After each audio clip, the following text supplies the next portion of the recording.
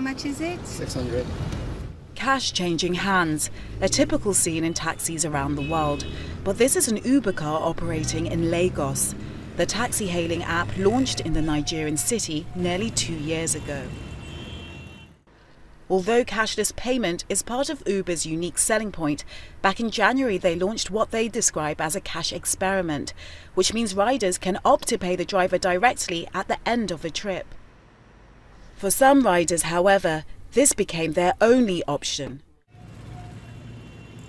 For a while, public relations executive Bidemi Sakariao found the seamless cashless journeys which she'd enjoyed in other cities were not available in Lagos.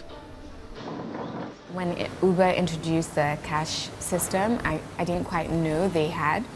I was trying to pay for my journey. It was just saying transaction declined. So I switched over the payment to my London card, which was quite annoying.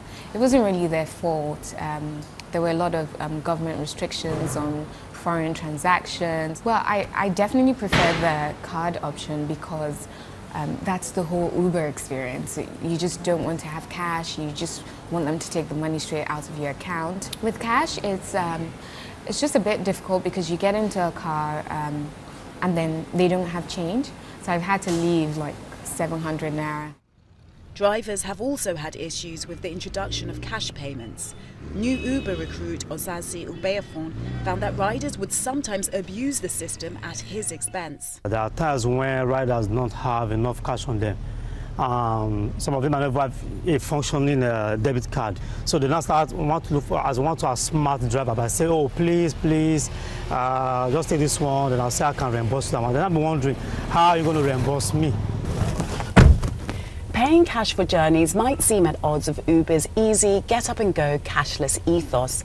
But aside from the issues people have faced with the app failing to accept some Nigerian bank cards, Nigeria is still very much a cash society, and many people prefer to pay up front.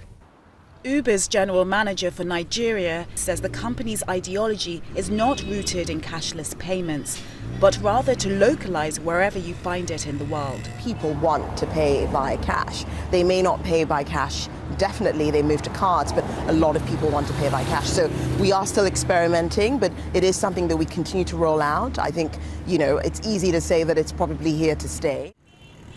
Lagos became Uber's 8th city to introduce a cash payment option, and it's certain it won't be the last. The taxi app plans to roll out across other West African cities, and Uber is well aware that for the service to take off, cash and card payments will have to coexist in this region.